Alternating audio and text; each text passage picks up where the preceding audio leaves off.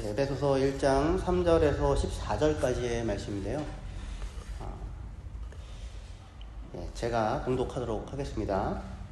찬송하리로다. 하나님 곧 우리 주 예수 그리스도의 아버지께서 그리스도 안에서 하늘에 속한 모든 신령한 복을 우리에게 주시되 곧 창세전에 그리스도 안에서 우리를 택하사 우리로 사랑 안에서 그 앞에 거룩하고 흠이 없게 하시려고 그 기쁘신 뜻대로 우리를 예정하사 예수 그리스도로 말미암아 자기의 아들들이 되게 하셨으니 이는 그가 사랑하시는 자 안에서 우리에게 거저 주시는 바 은혜의 영광을 찬송하게 하려는 것이라. 우리는 그리스도 안에서 그의 은혜의 풍성함을 따라 그의 피로 말미암아 속량 곧 죄사함을 받았느니라. 이는 그가 모든 지혜와 총명을 우리에게 넘치게 하사 그 뜻의 비밀을 우리에게 알리신 것이요 그의 기뻐하심을 따라 그리스도 안에서 때가 찬 경륜을 위하여 예정하신 것이니 하늘에 있는 것이나 땅에 있는 것이 다 그리스도 안에서 통일되게 하려 하심이라. 모든 일을 그의 뜻의 결정대로 일하시는 이의 계획을 따라 우리가 예정을 이고 그 안에서 기업이 되었으니 이는 우리가 그리스도 안에서 전부터 바라던 그의 영광의 찬송이 되게 하려 하심이라. 그 안에서 너희도 진리의 말씀 곧 너희의 구원의 복음을 듣고 그 안에서 또한 믿어 약속의 성령으로 인치심을 받았으니 이는 우리 기업의 보증이 되사 그 얻으신 것을 속량하시고 그의 영광을 찬송하게 하려 하심이라. 아멘. 제가 에베소서 말씀을 올 이제 초에 한 10번 정도 말씀을 전하고 그동안 쉬었는데요. 다시 이어가려고 합니다. 오늘 말씀 제목이 그의 은혜의 영광의 찬송인데 오늘 설교로 그간 저희가 한 8번 정도 1장 3절에서 14절까지의 긴 찬송을 살펴보았는데 오늘 설교로 그 찬송에 대한 말씀을 마무리하고요. 다음에는 이어서는 1장 후반부의 기도로 조금 넘어가려고 합니다. 오늘 우리는 3절부터 14절까지 본문으로 삼아서 제가 봉독하였는데 본문은 하나님을 향한 찬양이에요. 이 찬양은 이렇게 시작이 됩니다. 같이 읽어볼까요? 시작. 찬송하리로다. 하나님 곧 우리 주 예수 그리스도의 아버지께서 그리스도 안에서 하늘에 속한 모든 신령한 복을 우리에게 주시되. 찬송하리로다 이렇게 시작이 돼요. 그러니까 찬양이에요. Blessed be the God. 영광 받으소서, 찬송 받으소서, 복되신 하나님이여, 뭐 이런 얘기거든요.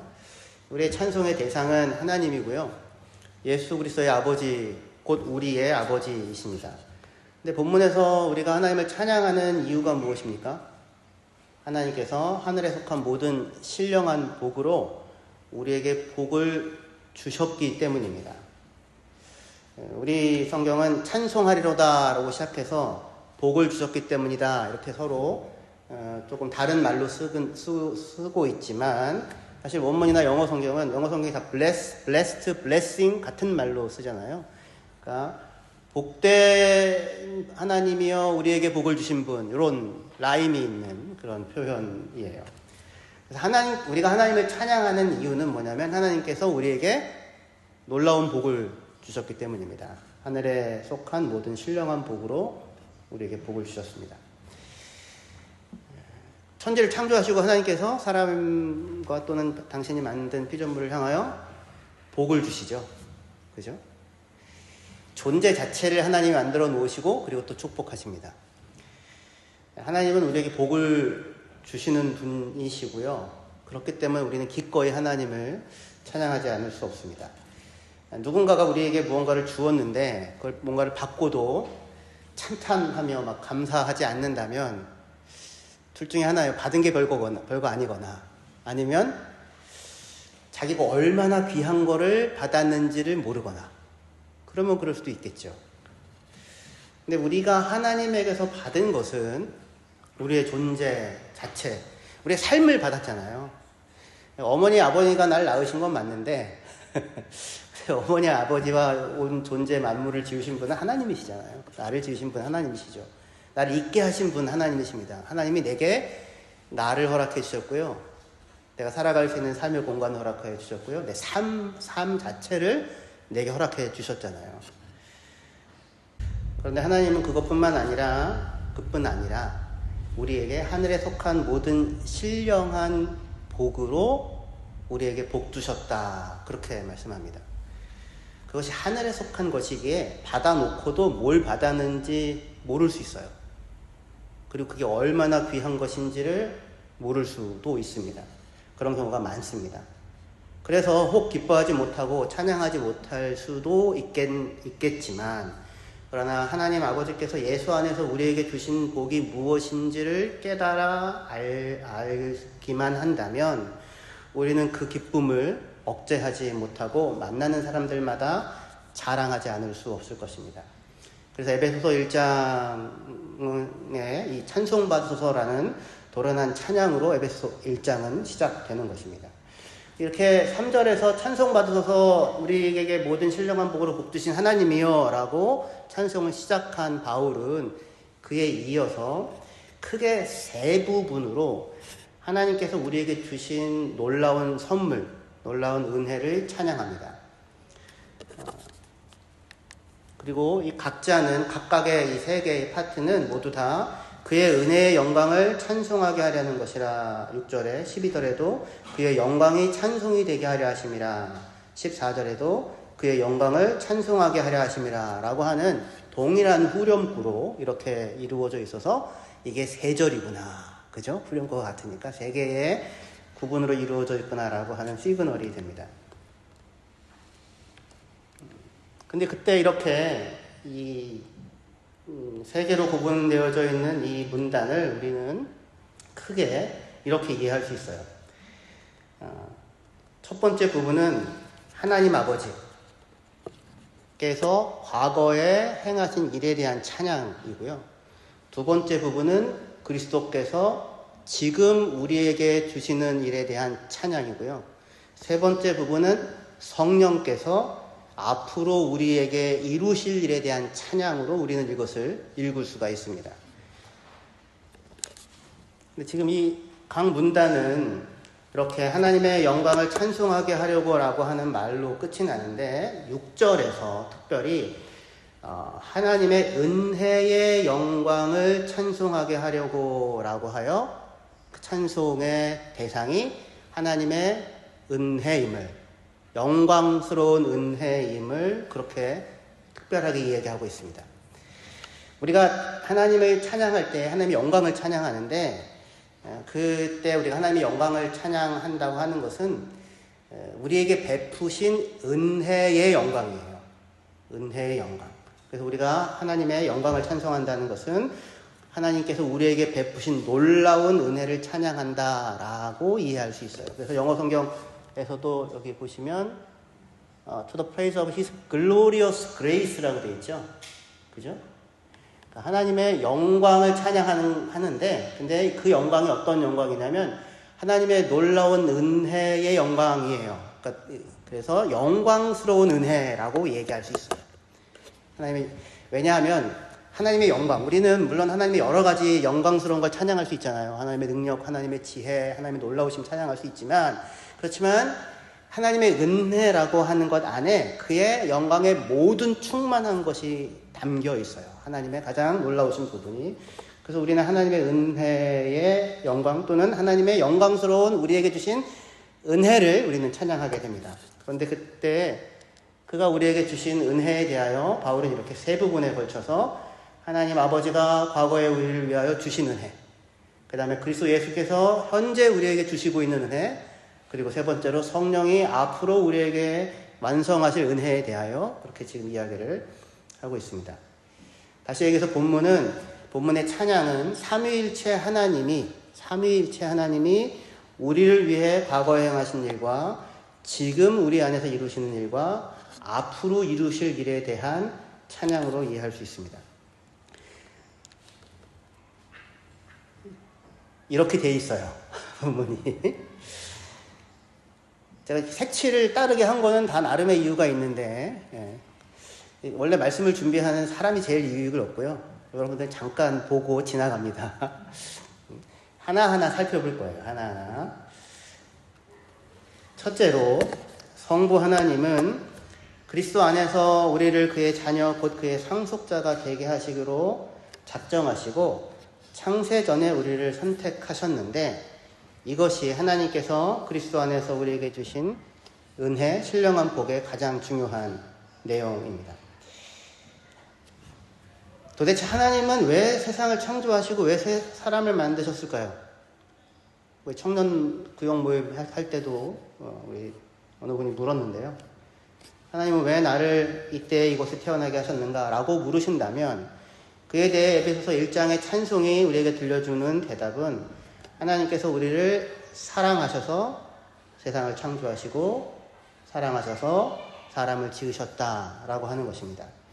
그리고 그 하나님은 나를 당신의 모든 충만한 영광을 상속할 상속자로 삼기로 창세전에 미리 작정하시고 그리고 그 일을 예수 그리스도를 통하여 이루시고 그리고 하나님께서 작정하신 때에 정하신 때에 우리를 이 땅에 보내어 하나님의 은혜와 영광을 알게 하셨다라고 하는 것이 본문이 하는 이야기예요. 그러니까 그 이야기의 스케일과 크기가 우리의 생각과 시야를 넘치게 벗어나 있습니다. 광활한 우주의 광대함을 우리가 감히 상상조차 할 수 없다면 하나님의 지혜와 크심은 우리가 더더욱 헤아려 알 수 없을 거예요. 하지만 하나님은 그런 우리를 당신의 상속자로 삼으시고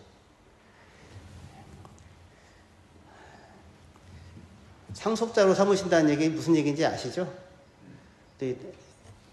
용준 형제? 아버님이 누구세요? 예, 하나님이라고 하시면 돼요. 예. 누구 이렇게 마시고요. 아버님 누구세요? 오, 그러면은 물려받을 유산이 장난 아니겠네요? 그죠? 돌아가시다. 예. 하나님 돌아가셔야 우리에게 주시는 게 아니고요. 여기서 상속한다 유산이라고 하는 거는 하나님이 가지고 있는 모든 풍성한 것에 우리를 참여시키는 거예요. 우리가 그것을 함께 누릴 수 있도록. 내 아버지가 누구냐? 그 얘기입니다. 그러니까 하나님이 우리를 상속자로 삼으셨다고 하는 것은 하나님이 가지고 있는 모든 풍성한 영광, 그것을 아들, 딸로서, 자녀로서 다 누리게 하신다라고 하는 거예요. 감이 조금 오세요? 찬양이 나오지 않아요?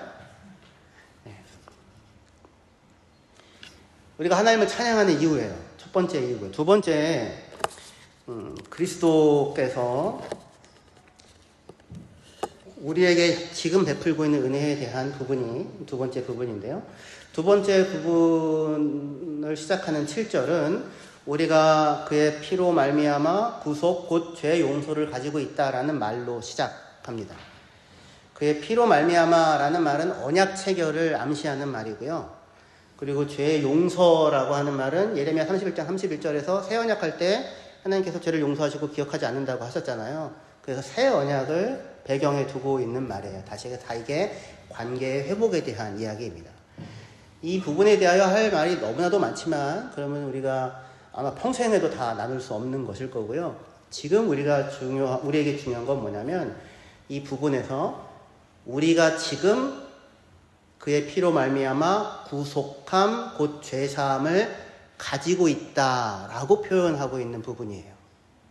우리가 지금 구속함을 가지고 있고 지금 용서함을 받은 자로서 그리스도 예수 안에 있다라고 하는 것이 두 번째 부분이 찬양하는 중요한 찬양의 내용입니다. 다시 얘기해서 지금 우리는 하나님과의 관계에 있어서 화목을 가지고 있다라는 것입니다.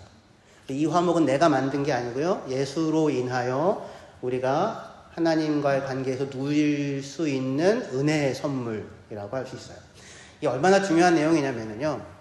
지금 화목을 갖고 있다, 지금 용서함을 갖고 있다라는 거예요.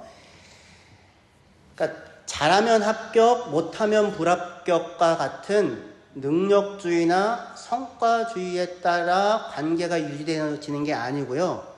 부모님과 자녀와의 관계와 같이 끊을 수 없는 피로 맺어진 관계가 지금 하나님과 우리가 누리고 있는 관계라는 거예요. 이것이 지금 우리가 예수 안에서 하나님과 누리고 있는 확실한 은혜입니다. 이 은혜 안에 온전히 거할 수 있었으면 좋겠습니다. 믿음으로 누릴 수 있는 거예요.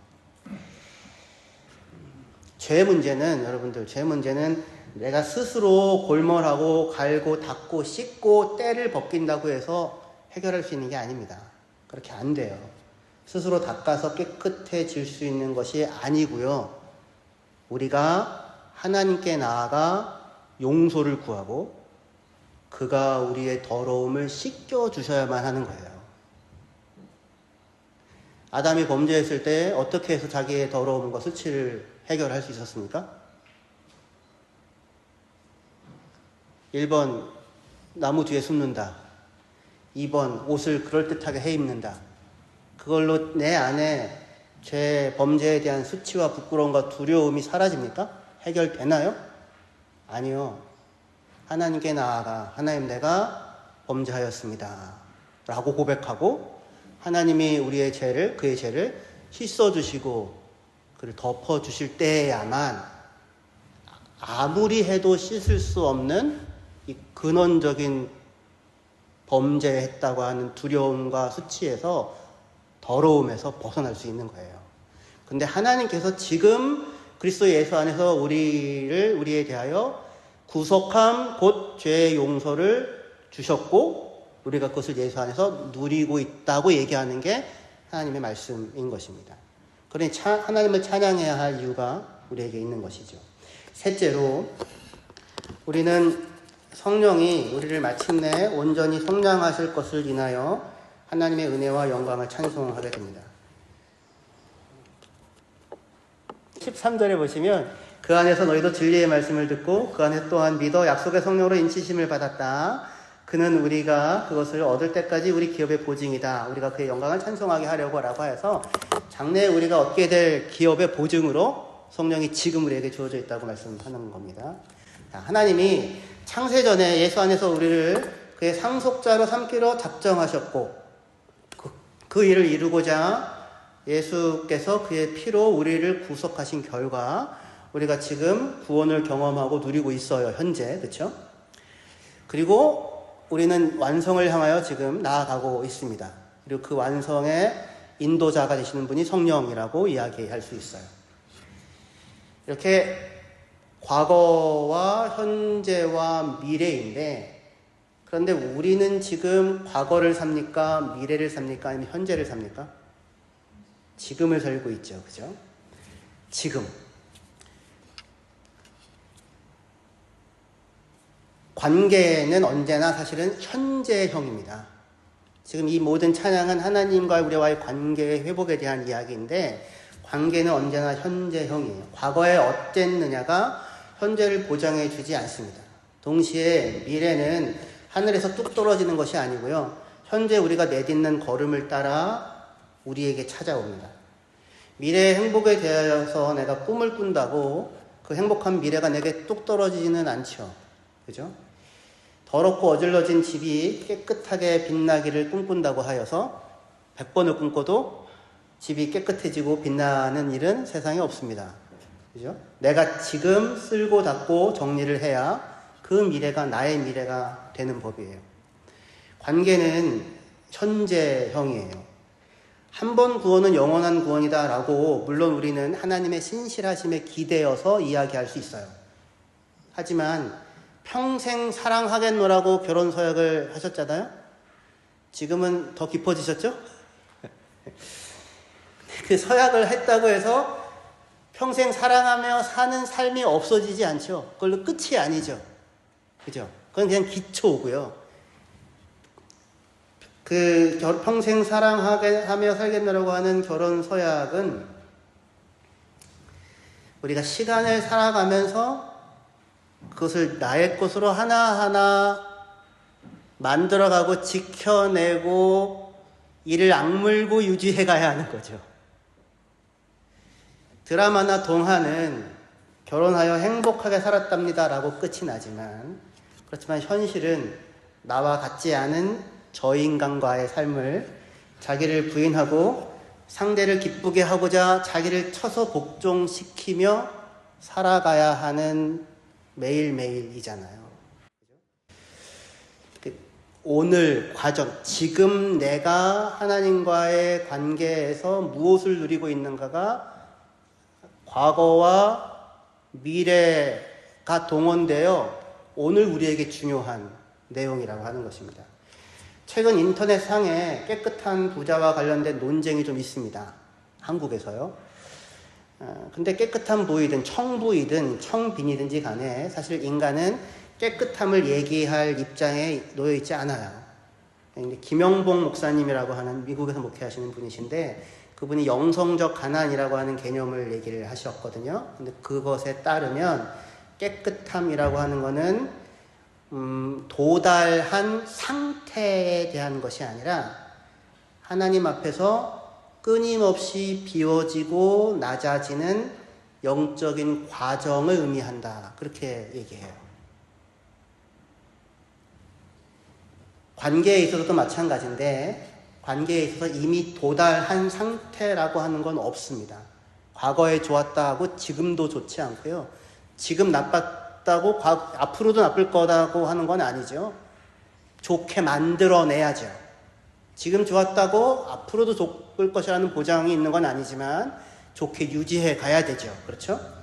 관계에 있어서 이미 도달한 상태라고 하는 건 없습니다. 만약에 그렇다면 그거는 그냥 그림이나 어떤 조각과 같은 것일 거예요. 우리는 살아 숨쉬며 매일같이 달라지는 환경 속에서 오늘을 맞이하고 살아갑니다. 그래서 오늘 내가 예수 안에서 하나님을 신뢰하고 오늘 내가 하나님을 찬양하고 오늘 내가 하나님께 순종하고 오늘 내가 하나님과 함께 살아가는 이 삶이 중요하고 그리고 이 삶이 영생인 것이지 티켓을 얻었다고 다인 것은 아닌 것입니다. 그래야 우리는 지금 오늘 이곳에서 구원을 누리고 있는데 하지만 그것으로 구원이라고 하는 어떤 완결된 상태를 물건처럼 가지고 있다는 것이 아니고요. 그게 아니라 우리는 하나님 앞에서 끊임없이 나 자신을 비우고 낮아져 가는 가운데 하나님이 주시는 것으로 살아가는 매일의 과정을 살아가야 하는 것입니다. 성령께서 우리 안에 거하셔서 하나님께서 우리에게 약속하신 기업을 얻기까지 우리 안에서 일해 가시겠다고 하는 게 세 번째 찬양의 내용인데요. 다시 그래서 성령이 시작하신 일을 성령이 완성하실 거라는 거예요. 이 말은 무슨 말입니까? 우리가 지금 어디에 있는 거예요? 과정 가운데 있다는 겁니다. 우리는 그 도상에 있어요. 완성을 향한 그 과정이 시작되었고 지금 진행되어지고 있다고 알려주는 분이 우리 안에 계신 성령인 거예요.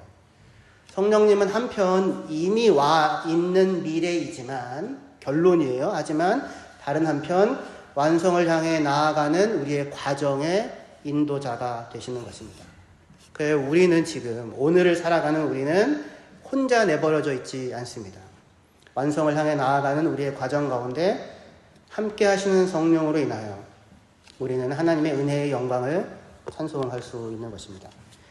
이렇게 바울은 삼위일체 하나님이 우주와 역사를 동원하여서 예수 안에서 이루셨고 이루고 있으며 그리고 이루어 가실 구원의 이야기를 장대한 스케일로 묘사하면서 하나님을 찬양하고 있습니다. 하나님께서 예수 안에서 우리를 위해 행하신 이 일에 대해 그래서 에베소서 1장 3절은 하나님께서 그리스도 안에서 하늘에 속한 모든 신령한 복으로 우리에게 복을 주셨다라고 그렇게 노래하고 있는 것입니다. 이 노래가 바울이 부르는 이 노래가 저와 여러분들 심령 깊숙이도 자리 잡아 우리 안에서도 울려나는 노래가 되어지기를 소망합니다. 하나님이 이 모든 은혜를 우리에게 주신 까닭은 무엇입니까? 하나님의 은혜의 영광을 찬송하게 하려고 라고 하는 것이 3번이나 나옵니다. 이 말은 하나님의 영광을 찬송하게 하려고 라고 하는 이 말은 은혜 갚아라 라는 말이 아니고요. 그 은혜를 깨닫고 그 은혜를 누리고 그 은혜로 인하여 기뻐하며 살아가라 라고 하는 영광된 삶을 복된 삶으로의 부름이라고 할 수 있습니다. 찬송은 하나님의 은혜의 영광을 찬송하는 건 누가 시킨다고 할 수 있나요? 억지로 부르는 찬양, 억지로 부르는 노래 그런 건 없지요. 그죠? 차가운 불, 뜨거운 얼음과 같이 말이 안 되는 말일 것입니다. 찬송은 그렇게 나올 수가 없습니다. 하나님께서 우리를 위해 창세전부터 행하셨고 지금도 행하고 있으며 앞으로 행하실 그 영광스러운 은혜를 우리가 오늘 나의 삶 가운데서 깨달아 알 때에 그 은혜의 영광의 찬송을 우리는 하지 않을 수 없을 것입니다. 이때 이 은혜의 영광스러운 은혜에 대해서 제가 꼭 드리고 싶은 말씀이 하나가 더 있습니다. 이 은혜는 결코 가볍지 않고 무겁다라고 하는 것입니다. 에베소 1장 6절 말씀 같이 읽어보시면 좋겠습니다. 같이 읽겠습니다. 시작. 이는 그가 사랑하시는 자 안에서 우리에게 거저 주신 바 그의 은혜의 영광을 찬송하게 하려는 것이라.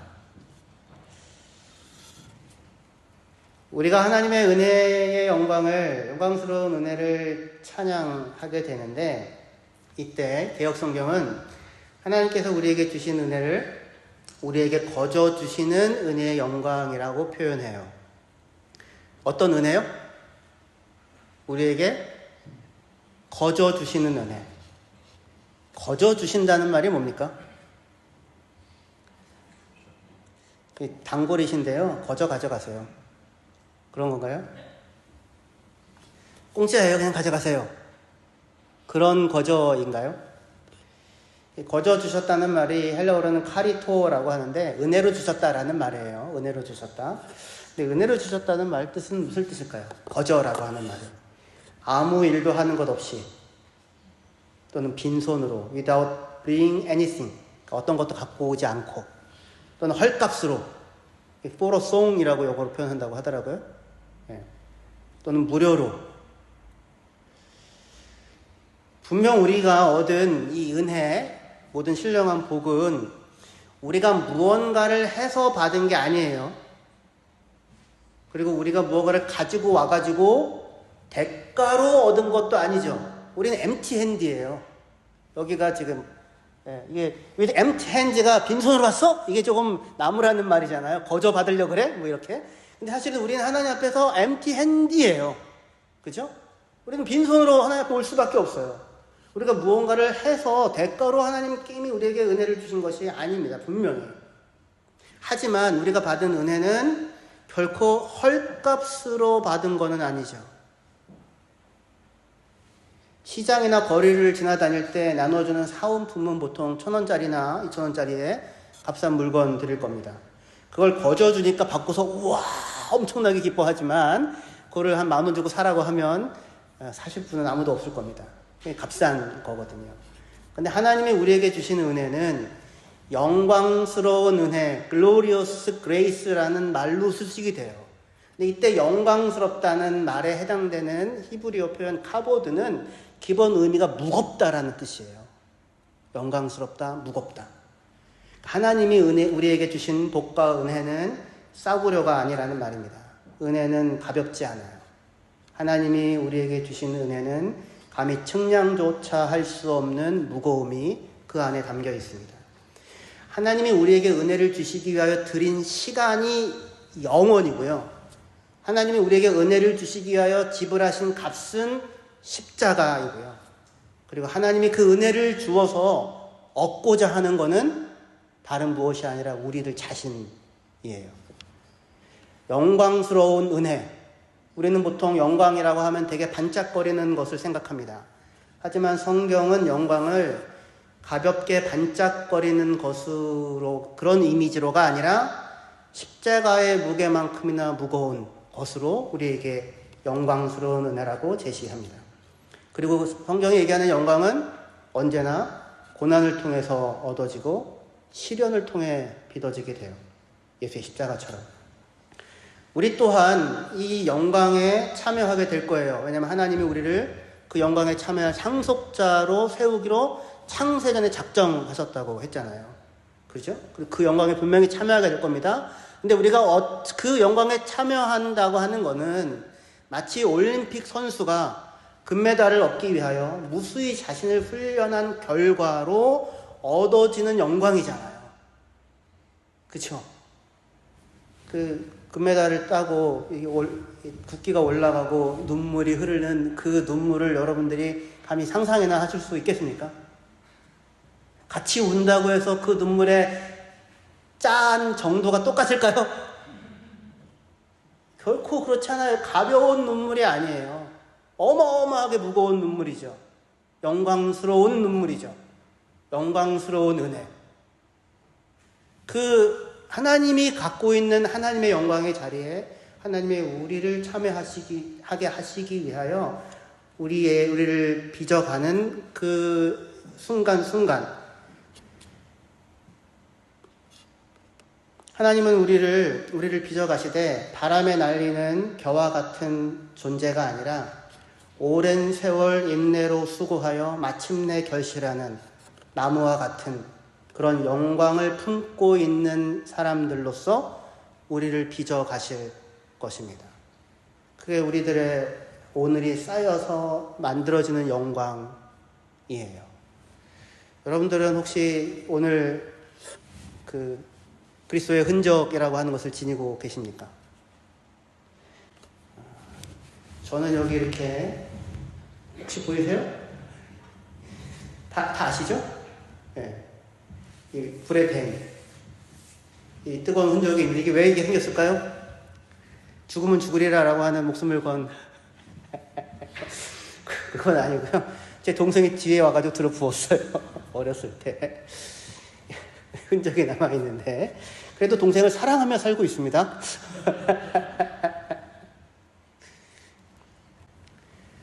하나님이 우리를 거룩과 영광으로 초대해요.